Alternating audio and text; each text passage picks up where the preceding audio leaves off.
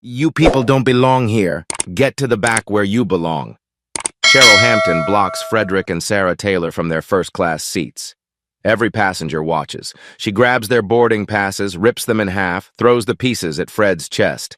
How did you afford this? Lottery? Stolen credit cards? Ma'am, we paid full fare. I don't believe that. Cheryl signals security, voice loud enough for everyone. These two are refusing to leave. They're threatening me. Fred hasn't moved, hasn't raised his voice. Security approaches anyway. A businessman in 1C nods. Finally. An elderly woman clutches her purse tighter as they pass, like their skin is contagious. Sarah films everything. Her hand shakes, but her face stays cold. What happens next will shock everyone on this plane. Have you ever been judged before someone knew who you really were? Comment below. 20 minutes earlier, Frederick and Sarah Taylor had walked through airport security hand in hand, giddy as teenagers. 15 years married today. They'd saved for 8 months, skipping dinners out, canceling subscriptions, putting every spare dollar toward this one splurge, first class to Hawaii. Fred had surprised Sarah with the tickets last month. She'd cried. They'd never flown anything but economy, crammed in the back with crying babies and broken tray tables. But this anniversary deserved something special. Now, as they settle into seats 2A and 2B, Fred notices the stares. The elderly white woman in 3B clutches her Hermes bag against her chest like a shield. The businessman in 1C makes deliberate eye contact with Cheryl, eyebrows raised in a silent question. Are you seeing this? Sarah pretends not to notice. She's had practice. 38 years of practice. Cheryl Hampton watches them from the galley, jaw tight. 12 years as senior flight attendant. 12 years of knowing who belongs in first class and who doesn't. These two? They don't fit. Designer knockoff dress. Suit that's a little too pressed, like someone trying too hard. She pulls out her phone. Texts the gate agent. Cheryl, confirm 2A and 2B paid full fare? The response comes fast. Gate agent. Yes, full fare. 3 months ago. Problem? Cheryl doesn't reply. Her fingers tighten around her phone. Jake approaches, young, eager, desperate to impress the senior crew. Cheryl leans close, whispers something. Jake's eyes widen. He nods quickly. They begin what Cheryl calls verification protocol. Sir, ma'am, may I see your boarding passes again? Jake's voice is too polite. The kind of polite that isn't polite at all. Fred hands them over without argument. Sarah's hand finds his under the armrest, squeezes once, a silent language they've developed over 15 years. And your IDs, please. Cheryl appears beside Jake now, reinforcements. We already showed these at the gate, Sarah says. Her voice is calm, steady, but there's steel underneath. Just ensuring all our first-class passengers are correctly seated. Cheryl emphasizes the word like a weapon. Around them, passengers shift. Some pull out phones, not to help, just to record. A young Asian woman in 3A looks disturbed but says nothing. The businessman in 1C smirks openly now. Fred complies. He always complies. Hands over his driver's license, his credit card, his boarding pass, again. What none of them see, the small leather portfolio in his carry-on. Inside, a badge, Federal Aviation Administration, inspector credentials, investigation authority that can ground airlines, suspend crews, destroy careers. But Fred and Sarah never announce it. That's not how undercover works. Cheryl takes the documents to the galley, pulls out a laminated card from her folder. The title reads, Passenger Removal Protocol. She begins reading. Cheryl picks up the phone and dials the captain's direct line. Sarah Taylor has investigated 212 incidents in her 15 years with the FAA. She knows the playbook, knows it before Cheryl even opens her mouth. The flight attendant is building a case, fabricating justification, creating a paper trail that doesn't exist. Sarah leans toward Fred, voice barely a whisper. She's going to try something. Stay calm. Fred nods. His hand rests on the armrest, steady. Let her. Cheryl returns with reinforcements, Jake and another attendant named Brian, a bulky man who positions himself to block the aisle. The wall of bodies sends a clear message. Sir, ma'am. Cheryl's voice has shifted. All business now. All authority. We've received complaints about an altercation at the gate. Fred's eyebrows rise. What altercation? We boarded peacefully. Nevertheless, multiple passengers reported aggressive behavior. Cheryl doesn't blink. The lie comes smooth as silk. Sarah's jaw tightens. I'd like the names of these passengers making complaints. That's confidential. Then I'd like to speak with the captain. For just a second, Cheryl's mask cracks. A flash of panic crosses her face before she smooths it away. That won't be necessary. Brian steps closer, voice harder than Cheryl's. Folks, you need to deplane. Now. We have valid tickets. Fred keeps his voice level even as his pulse hammers. We've done nothing wrong. You're causing a disturbance, Cheryl snaps. The businessman in 1C suddenly sits forward, like he's been waiting for his cue. Yeah, I saw them arguing earlier. At the gate. They were really aggressive. Sarah's head whips toward him. We've never seen you before in our lives. He shrugs, smirks. That's not what I saw. Jake pulls out his phone, fingers hovering over the screen. Should I call security? The Asian woman in 3A stands abruptly. Stop this. They didn't do anything. I saw everything from the gate to here. They were polite and quiet. Cheryl's voice turns sharp as broken glass. Ma'am, please stay out of this, or you'll be removed as well. The woman's face goes pale, but she hits record on her phone. Put that away, Cheryl demands. No. The woman's voice shakes, but she keeps filming. Sarah's hand moves to her smartwatch. Casual, natural. She taps twice, voice memo activates. Fred angles his phone in his jacket pocket, camera lens facing forward. Everything is being documented now. Cheryl lifts her radio to her lips, eyes locked on Fred and Sarah like they're criminals. Her voice echoes through the cabin. Captain Reynolds, this is Hampton. We have a code amber in first class, requesting immediate removal of passengers 2A and 2B before departure. The captain's voice crackles back. Security is on their way. The intercom crackles. Ladies and gentlemen, this is your captain. We're experiencing a slight delay. 2 airport security officers board. One older with graying temples, one younger with a hand near his belt. Fred sees them and knows exactly how this plays. Black man, airplane, security. One wrong move and this ends badly. He raises his hand slowly, palms out, visible. Officers, we're complying. No resistance. The older officer, Morrison, looks uncomfortable. What's the issue here? Cheryl's voice sharpens with urgency. These passengers became belligerent and refused crew instructions. They used threatening language. Morrison turns to Fred. Sir, is that true? No. We boarded, sat down, showed our tickets multiple times. No incident occurred. The younger officer, Davis, steps closer. Sir, the crew has authority. You need to come with us. Sarah's voice cuts in, controlled but steel-edged. Under what regulation? We violated no law. Davis's jaw tightens. Ma'am, don't make this harder. Fred meets Sarah's eyes. A lifetime of conversations passes in that glance. She nods once. They stand. The walk down the aisle stretches endlessly. Every seat occupied, every passenger watching. Phones rise like a forest, recording their humiliation for the world. The businessman in 1C mutters loud enough to be heard. Finally, about time! Fred's fists clench, but he keeps walking.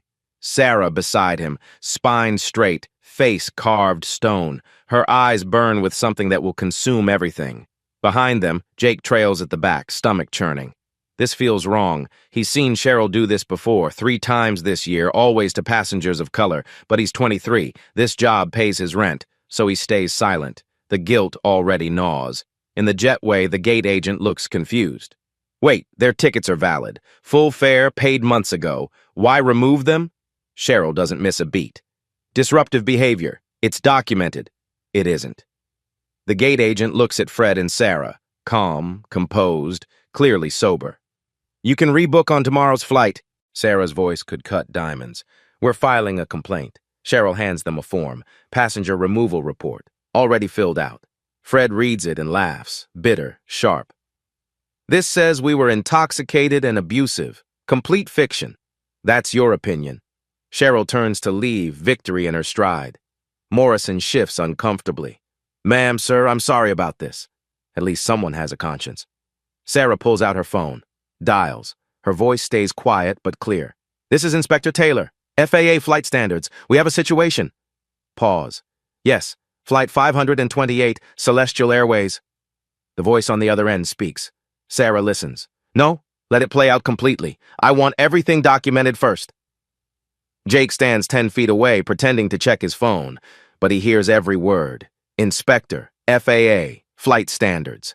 His face drains white. Hands start shaking. He pulls out his phone with trembling fingers, types. "Inspector Taylor, FAA, the results load." His stomach drops through the floor. A photo appears. Sarah Taylor receiving a federal commendation for exposing airline fraud. Then another search. Frederick Taylor, FAA. Same agency, same office, same authority. Jake just realized they removed 2 federal inspectors from a plane based on lies. Jake knows his career just ended before it began. Airport terminal. Gate 23, 6:45 p.m. Fred and Sarah sit in molded plastic chairs, their Hawaii trip in ruins. Around them, other passengers rush to catch flights. Nobody looks at them. Nobody asks if they're okay. Fred's voice comes out tight. 15 years, Sarah. 15 years we've dealt with this. And we've always stayed quiet. Sarah opens her leather portfolio. Inside, FAA inspector credentials, incident report forms, recording devices. Played by the rules. Not this time. Sarah pulls out a regulation handbook, flips to a marked page. Flight 528 wasn't random for us. Fred looks at her. What do you mean? Celestial Airways is already under FAA review, safety violations, maintenance shortcuts, crew training deficiencies. She meets his eyes. We were traveling undercover to conduct a surprise inspection of their Honolulu hub. Fred processes this. The airline doesn't know we're coming. Didn't know. Past tense. Sarah's smile is razor thin. What just happened? That's a gift. Documented discrimination by senior crew, on camera, with witnesses. She dials a number, puts it on speaker. Regional Director Johnson. Director, it's Inspector Taylor. We were removed from Flight 528. A pause. Removed? Why? Racial discrimination. Crew fabricated charges. Security escorted us off. I'm sending video and audio files now. Sarah's fingers move across her phone. Files upload. Another pause. Longer this time. Sarah, are you certain you want to proceed with this? This could get big. Media, lawsuits. Absolutely. Sarah's voice doesn't waver. We document discrimination incidents all the time. Now we're the victims. We have standing, we have evidence, we have authority. Fred leans toward the phone. Let it get big. Director Johnson exhales slowly.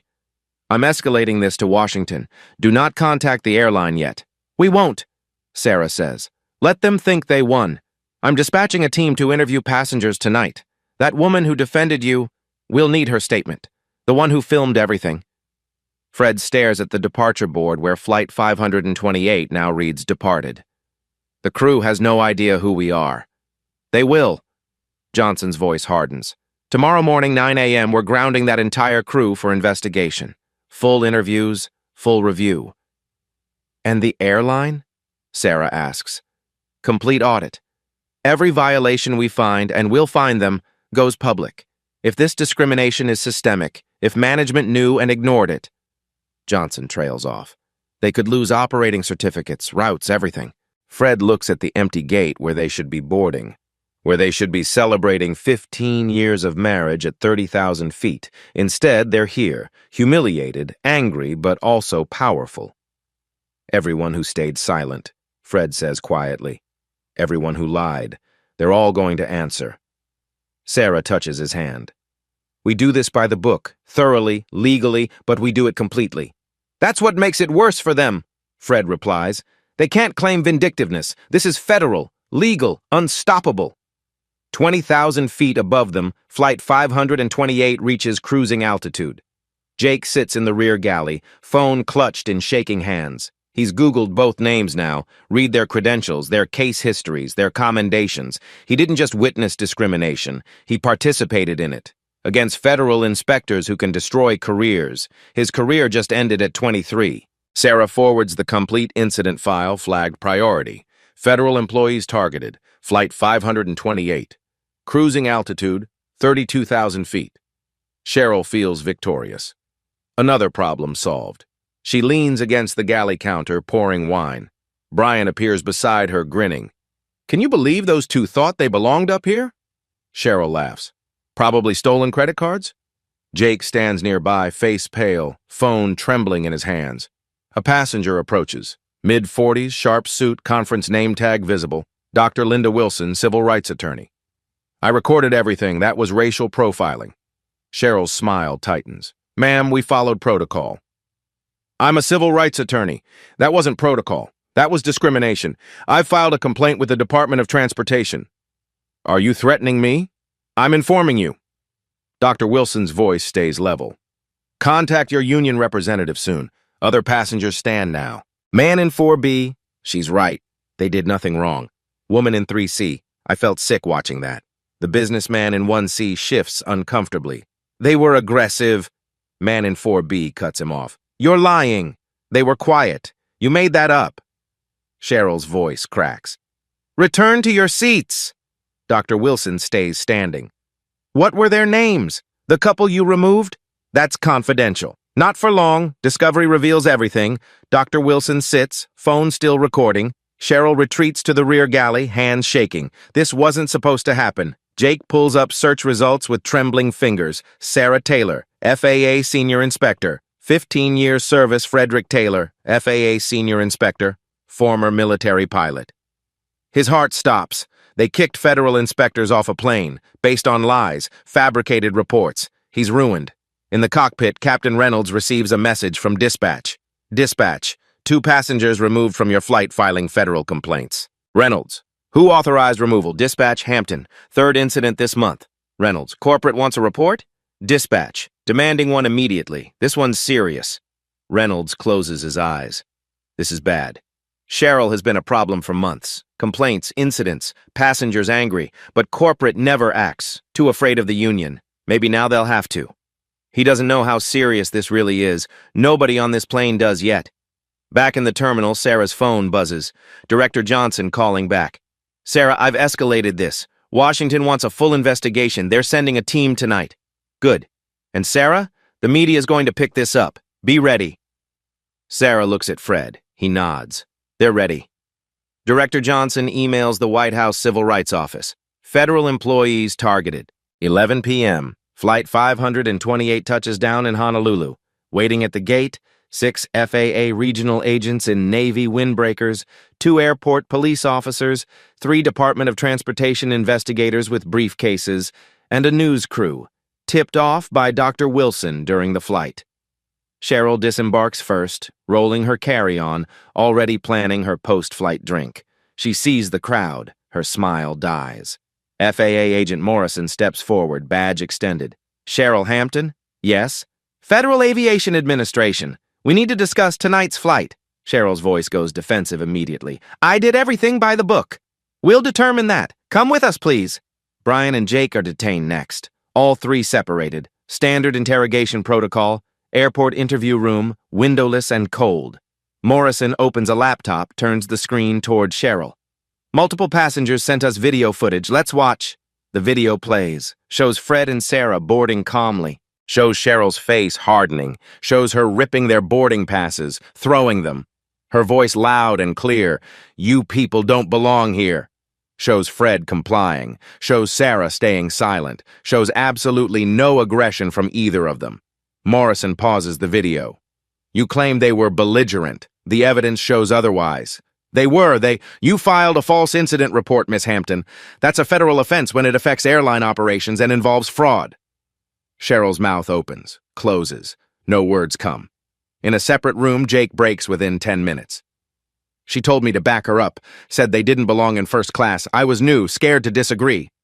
His voice shakes. Then I heard one of them on the phone. Something about Inspector Taylor. I looked them up. The agent leans forward. And what did you find? They're FAA senior inspectors, both of them. Jake's face crumbles. We removed federal aviation inspectors based on lies. Yes, you did. 1 a.m., Celestial Airways headquarters, Seattle. CEO Richard Davis receives an emergency call that wakes him from sleep. Legal counsel's voice is tight with panic. Sir, we have a major situation. The 2 passengers removed tonight. They're FAA inspectors. Davis sits upright. What? It gets worse. Multiple videos. Other passengers corroborating their story. News outlets already have it. And the FAA is launching a complete audit of our entire operation. How bad? They can ground our fleet. Revoke operating certificates. Sir, this could destroy the company. By 3 a.m., the story hits social media. Celestial Airways racism trends globally within an hour. Stock price begins dropping in pre-market trading. The world is watching now. Should airline staff face criminal charges for discrimination, or is losing their job enough? Comment your thoughts below. By sunrise, Celestial Airways has lost $400 million in market value. 8 a.m. Celestial Airways emergency board meeting. Stock down 18%. Social media exploding. News helicopters circling headquarters. CEO Richard Davis faces the board. Face ashen. PR director speaks first. We issue a statement. Apologize. Fire the crew.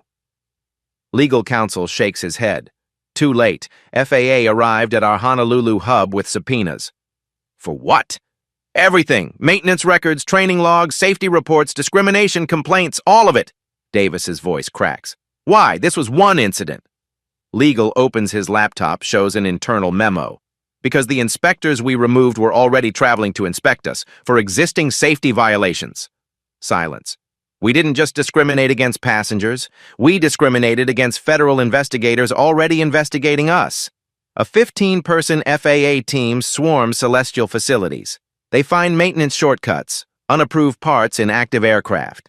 They find falsified logs, repairs never completed marked as done. They find expired certifications, 12 attendants flying without current training.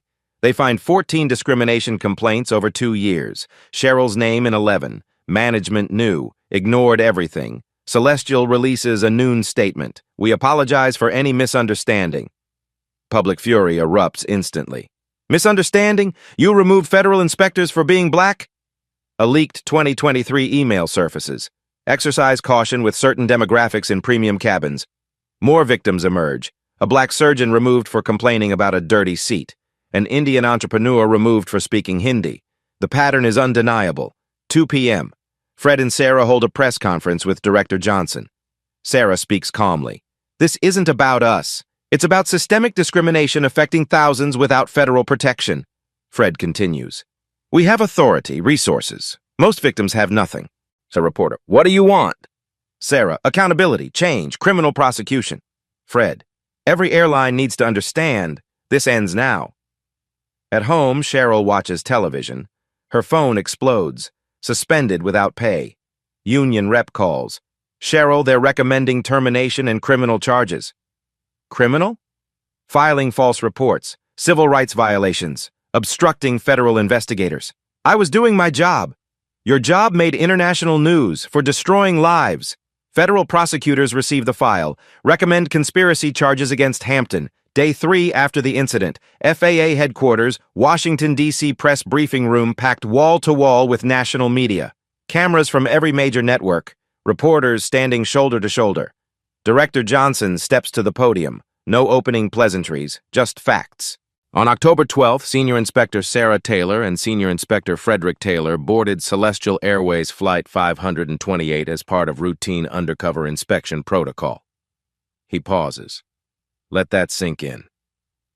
What happened next was documented by 7 different cameras and 14 witnesses. The screens behind him light up. Video plays. The entire incident from boarding to removal. Cheryl's voice clear as crystal. You people don't belong here! Gasps ripple through the room. Inspector Sarah Taylor. Johnson's voice hardens with pride. 15 years with the FAA. 212 investigations. Expert in airline safety compliance. Recipient of the Distinguished Service Award for exposing systematic fraud at 3 major carriers. The screen shows Sarah's credentials, her commendations, her record. Inspector Frederick Taylor, 14 years with the FAA, specialist in crew training standards, former Navy pilot with 12 years military service, medal recipient. Fred's credentials appear. Military honors, federal service records. These are not troublemakers. These are 2 of our most decorated investigators. A reporter shouts, "What authority do they have?" Johnson doesn't smile. As federal inspectors, the Taylors have authority to ground aircraft immediately, suspend crew certifications, revoke airline operating certificates, conduct no-notice inspections, subpoena any records, and recommend criminal prosecution. Another reporter. Can they shut down an airline? If safety violations or criminal conduct warrant it? Yes, completely. The room erupts. Johnson raises his hand for silence.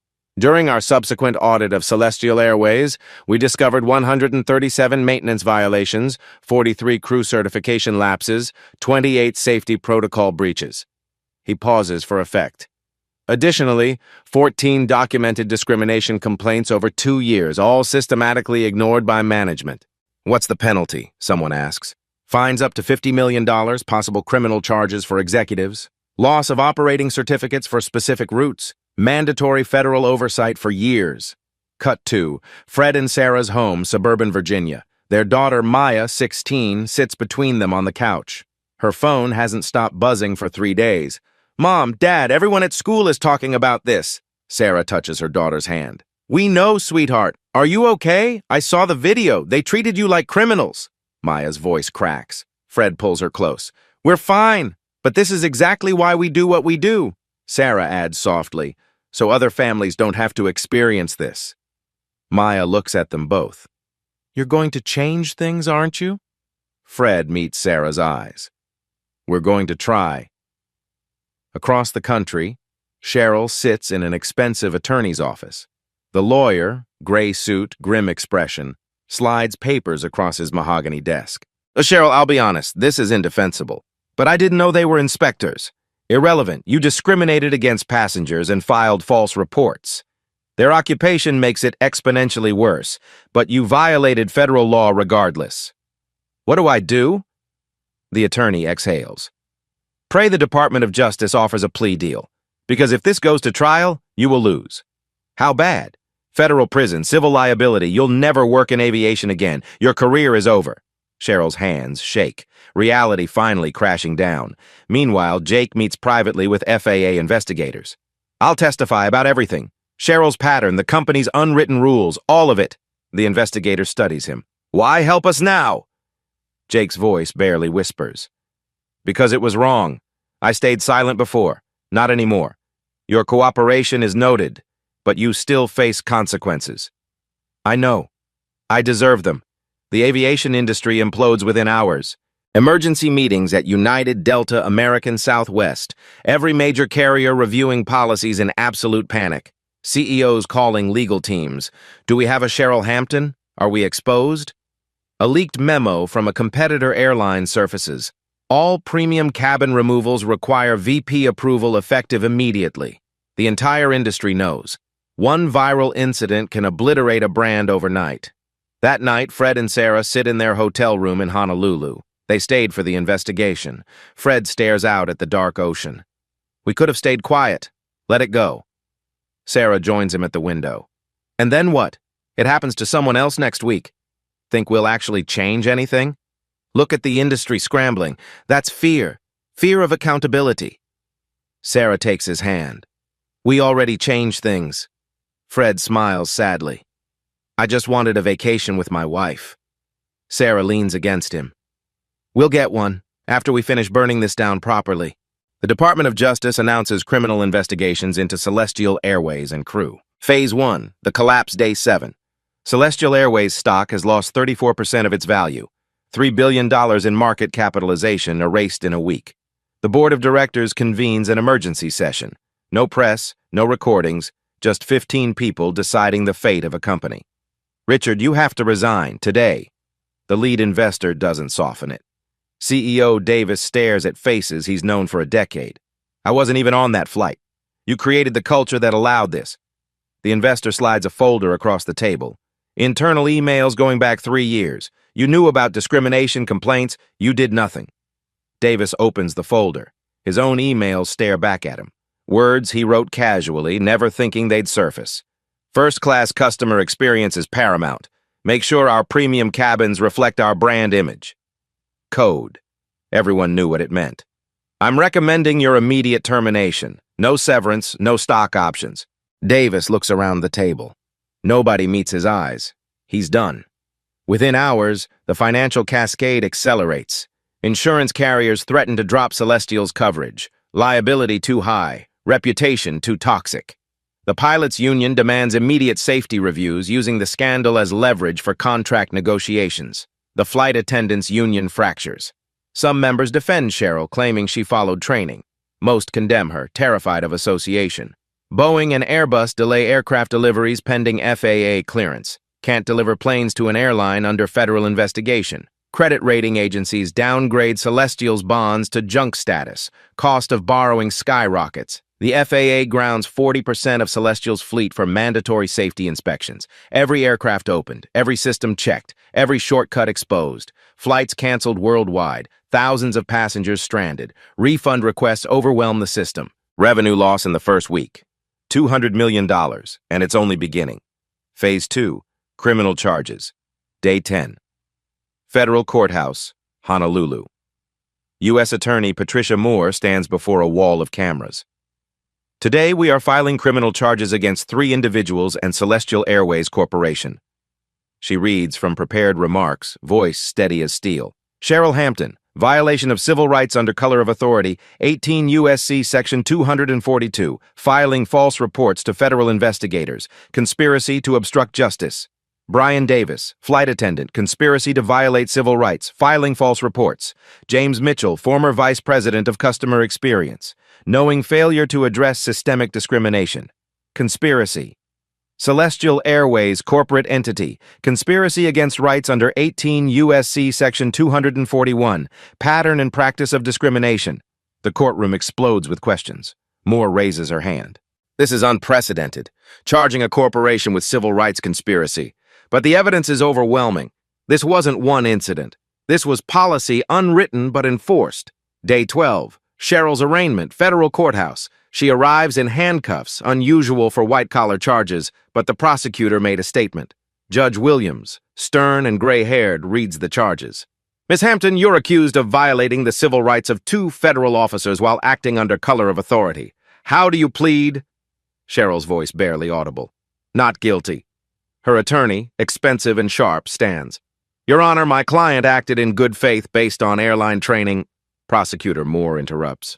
Your Honor, the defendant's actions were recorded by 7 cameras, corroborated by 14 witnesses and documented by the victims themselves.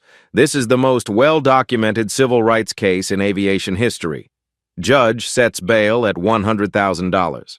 Cheryl's face crumbles as she's led away. Outside, reporters swarm her attorney. Will she take a plea? We're evaluating all options. Translation? Yes, if the government offers one. Jake's deal comes 3 days later. He pleads guilty to lesser charges, conspiracy, false reports, in exchange for full testimony against Cheryl and the airline.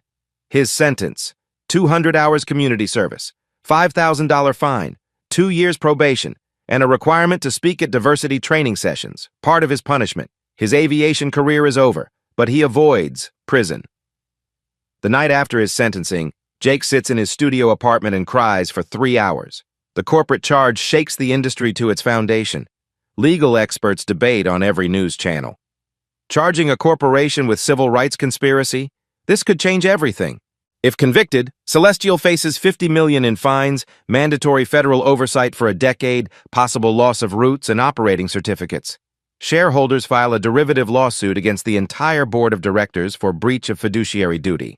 Phase 3, civil lawsuits day 15. Fred and Sarah file their civil lawsuit. $50 million, emotional distress, civil rights violations, punitive damages.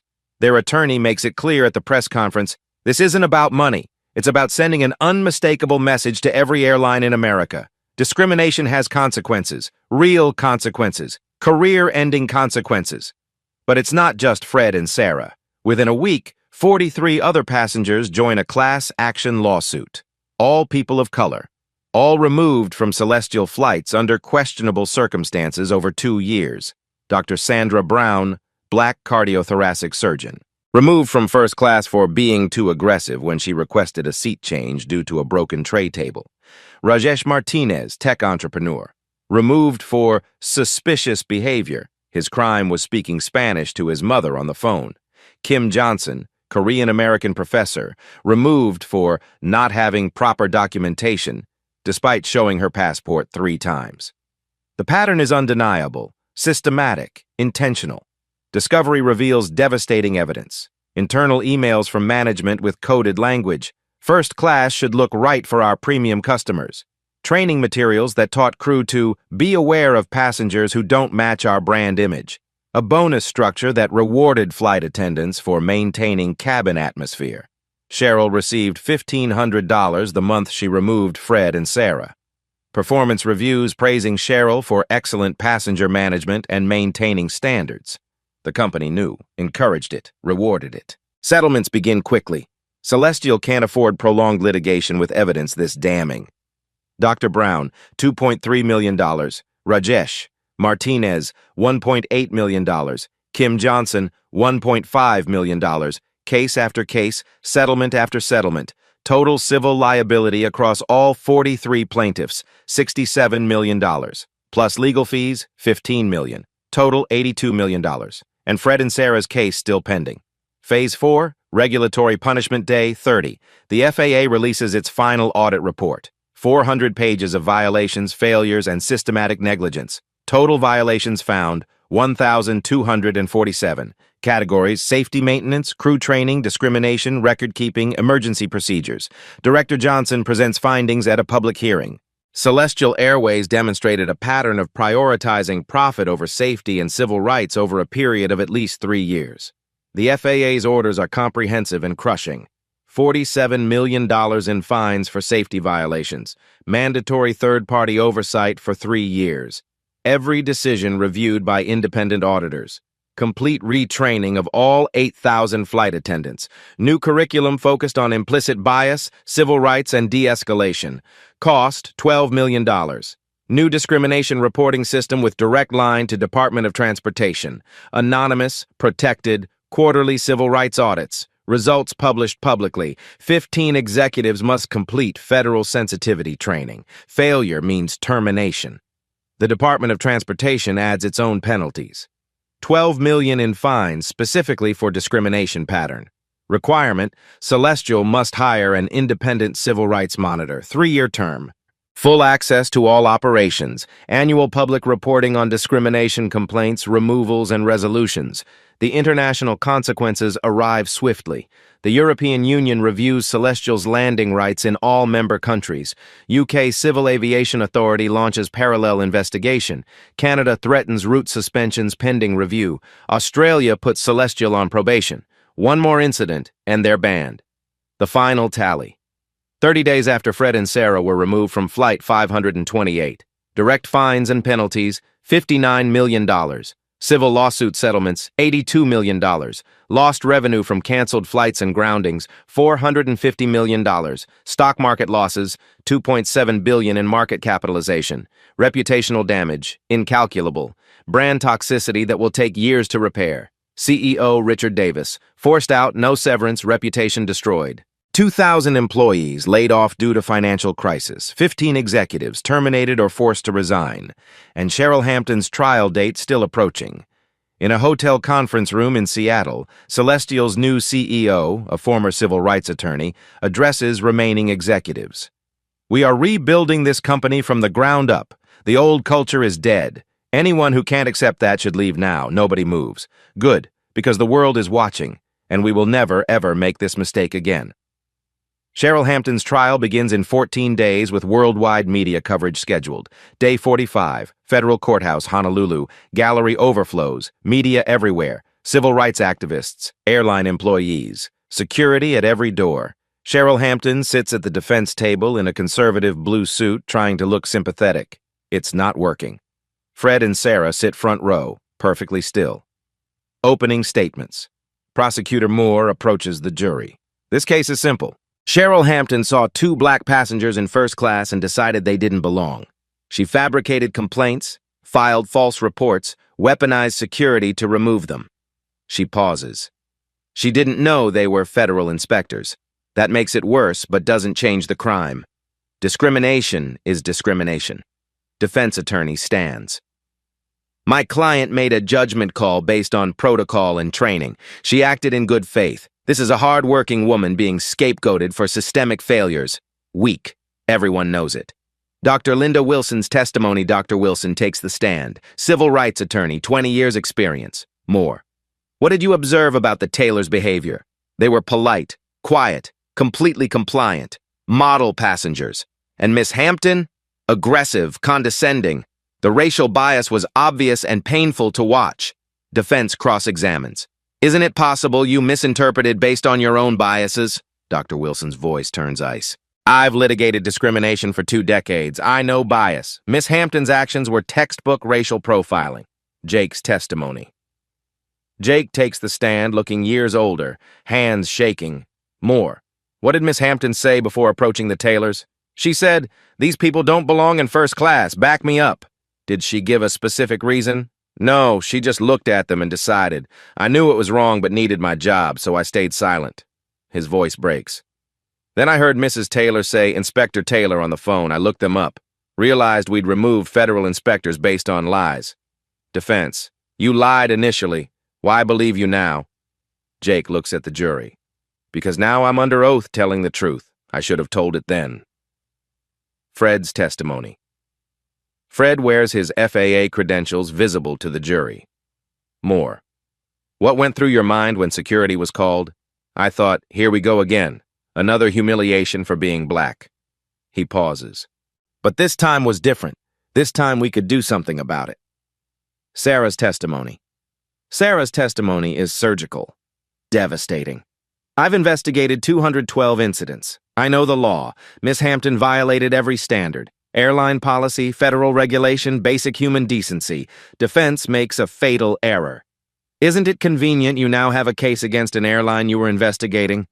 Sarah's response cuts. Convenient? We were humiliated, escorted off like criminals, our anniversary destroyed, our dignity stripped. Nothing was convenient. Silence. Cheryl's testimony. Cheryl takes the stand, gripping the armrests. More. Describe the specific behavior that concerned you. They were assertive. Assertive how? Point to one action on video. Cheryl stumbles. The way they carried themselves. As black people in first class? No, I'm not racist. Moore pulls out a report. In 12 years, you've removed 38 passengers. 29 were people of color. 76%. How many complaints were substantiated? Silence. 4. 14%. The rest fabricated, including this case. No answer. Verdict jury deliberates 4 hours. 4-woman stands. On conspiracy to violate civil rights, guilty. On filing false reports, guilty. Cheryl breaks down sobbing. Sentencing 2 weeks later. Judge Williams shows zero sympathy. Miss Hampton, your actions were calculated, deliberate, part of a years-long pattern. You fabricated evidence, influenced witnesses, violated rights of federal officers dedicated to public service. Sentence, 18 months federal prison, 3 years supervised release, $50,000 fine, permanently banned from aviation work. Your career is over. Your reputation destroyed. Entirely your own doing. Cheryl is led away in handcuffs. Aftermath, Brian pleads guilty separately. 6 months home confinement, 500 hours community service, $15,000 fine. VP Mitchell pleads no contest, forced resignation, $100,000 fine, 2 years probation. Outside, a reporter asks Fred and Sarah, was this worth it? Sarah's answer is immediate. Ask the next black passenger who boards first class without fear. The verdict sends shockwaves through every airline in America. 6 months later, the aviation industry looks fundamentally different. The FAA issues Emergency Directive 2025-08, mandatory implicit bias training for all aviation personnel. Every flight attendant, pilot, gate agent in America must complete it. 8 hours of intensive training, scenario-based testing, real cases studied, including Fred and Sarah's removal. Failure means immediate loss of certification, no exceptions. Cost to the industry, $200 million. Every airline complies within 90 days. Celestial Airways barely survives. New CEO Miranda Torres, former ACLU attorney, guts the entire leadership structure. New policies implemented, real-time video review for all passenger removals. Every incident recorded, reviewed by headquarters within 1 hour, direct reporting line to Department of Transportation, bypasses management completely, anonymous employee hotline for discrimination concerns, protected whistleblowers, premium cabin removals require vice president approval, multiple witnesses, documented evidence. Celestial becomes the most heavily monitored airline in American history. Federal observers embedded in every hub, quarterly audits published publicly. The company that discriminated becomes the industry standard for accountability. Congress moves fast. Senator Williams introduces the Passenger Civil Rights Protection Act. Bipartisan support, discrimination is bad politics for everyone. Key provisions pass within 4 months. Airlines must document specific, objective reasons for passenger removal. Feeling uncomfortable, no longer sufficient. Passengers have right to request supervisor review before removal. Automatic $25,000 federal fine per discriminatory removal, up from $1,000. Creation of federal database tracking removals by race, gender, religion, national origin. Public reporting required. Criminal penalties for crew members filing false reports. The bill is officially named the Taylor-Martinez Passenger Protection Act. Fred and Sarah are invited to the signing ceremony. They decline. They're not politicians, just inspectors doing their jobs. Other major airlines scramble to avoid becoming the next Celestial. Delta updates policies overnight. United implements mandatory body cameras for flight attendants. Pilot program at 5 hubs. American Airlines partners with NAACP for training curriculum development. Southwest creates passenger advocate position. Dedicated staff to review removal decisions in real time. Alaska Airlines installs AI monitoring systems, flags potential bias patterns in crew behavior. The technology isn't perfect, but the message is clear. We're watching now. Industry-wide agreement emerges. Objective criteria required for removal. Actual policy violations, documented safety threats, illegal behavior, feelings, assumptions, and vibes no longer enough. Training materials revolutionize. Airlines partner with civil rights organizations. NAACP, Asian American Legal Defense, Council on American Islamic Relations, all consulted real scenarios from real cases, including the video of Fred and Sarah's removal, played in every training session nationwide. The message hammered home. This is what discrimination looks like. This is what it costs. Don't do it. Cultural shift becomes measurable. Discrimination complaints drop 43% in first 6 months. Not because discrimination ended, because airlines are terrified of another Celestial situation. Fear of accountability works. Fred and Sarah are promoted. Fred to regional manager, Sarah to national safety director overseeing civil rights compliance. They speak at aviation conferences quarterly, corporate training events monthly. Their message stays consistent. Safety isn't just mechanical. It's ensuring every passenger is treated with dignity. They become the faces of reform, the living reminder of what happens when systems fail. But the work continues. A Southwest flight passenger removed, claims discrimination, investigation launched immediately. The new system works. Investigation swift, transparent, video reviewed, consequences real. The Taylor precedent cited in every case now. International impact spreads. European Union revises policies. UK updates civil aviation regulations. Canada implements similar protections. Australia follows. The International Civil Aviation Organization issues global guidance on discrimination prevention. Fred and Sarah's case becomes international case study in aviation law courses worldwide. One incident, one flight, one couple who refused to stay silent, and an entire global industry transformed. But at a regional airport, a gate agent is about to make Cheryl's mistake again. 1 year later, Fred and Sarah board a flight to Bali, their rescheduled anniversary trip, delayed 12 months by investigations, trials, testimony, first-class tickets, Celestial Airways now completely reformed. Chief Flight Attendant Maria greets them at the door. Her smile is genuine, warm, no hesitation. Mr. and Mrs. Taylor, welcome aboard. It's an honor to serve you. No questioning, no verification, no suspicion, just hospitality. They settle into seats 2A and 2B, the same seats denied a year ago. As the plane climbs through clouds, Sarah holds Fred's hand. Think about where we were last year, Fred says. Escorted off, humiliated, furious. And now? Sarah looks around. Diverse passengers filling every seat. Black, Asian, Latino, white. All belonging without question. Now we changed an entire industry. Fred squeezes her hand. Not bad for an anniversary trip. Before departure, they'd talked with daughter Maya, 17 now, preparing for college. Maya had asked the hard question. Was it worth it? The death threats, the harassment? People calling you troublemakers? Fred considered carefully. Some will always say we overreacted, that we destroyed Cheryl's life. Did you? Maya asked. Sarah replied firmly. Cheryl destroyed her own life. We held her accountable. Yes, it was hard. The threats were real. But think about Dr. Sandra Brown, Rajesh Martinez, the 43 others in our lawsuit. They fly without fear now. Fred added, think about thousands of black passengers boarding first class without being questioned, without being assumed criminals. Maya smiled. You didn't just win, you changed everything.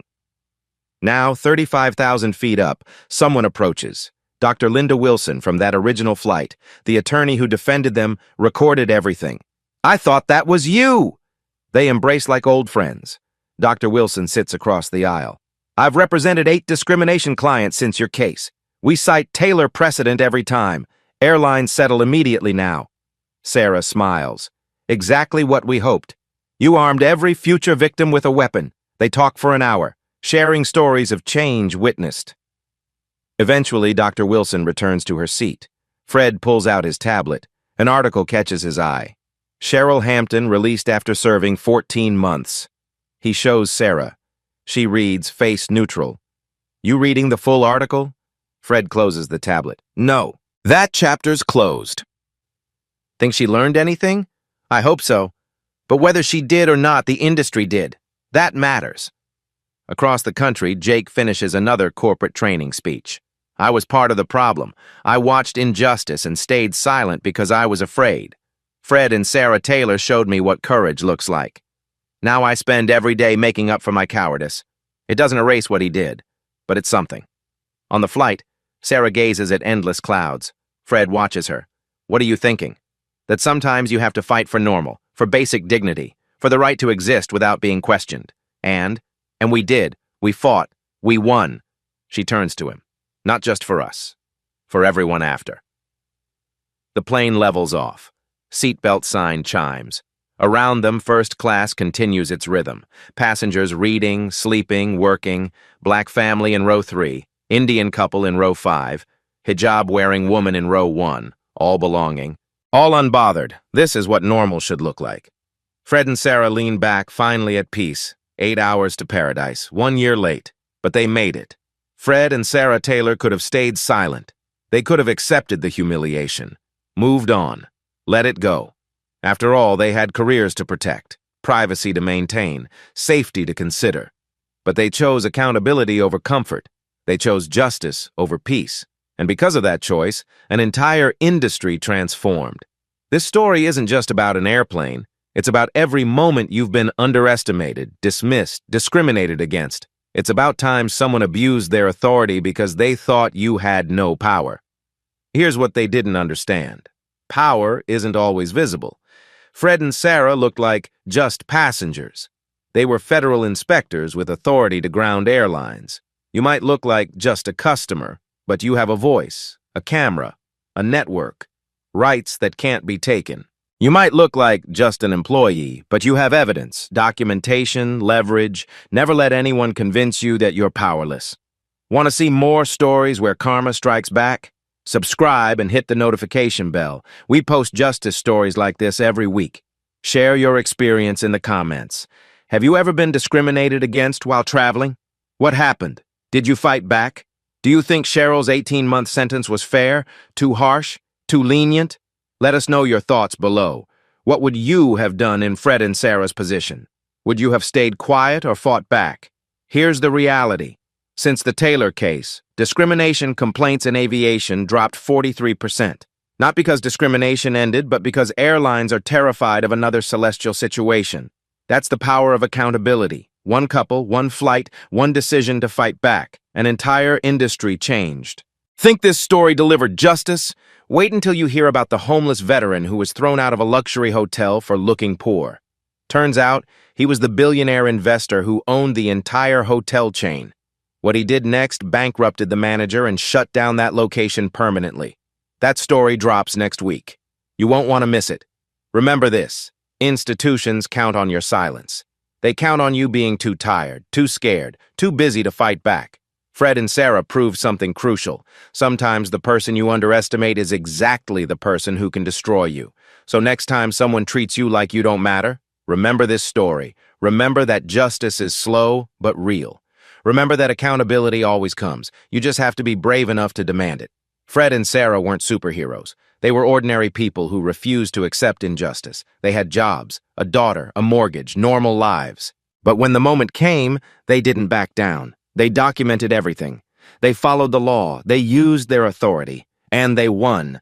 You have more power than you think. Your phone is a camera. Your voice matters. Your story can change systems. The question is, when your moment comes, will you stay silent or will you fight back?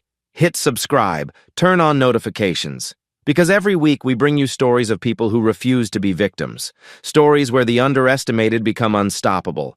Stories where justice isn't just a concept, it's a reality. This is what happens when courage meets accountability. This is what happens when silence ends. This is what happens when ordinary people demand extraordinary change. Silence is permission, courage is change, accountability is justice.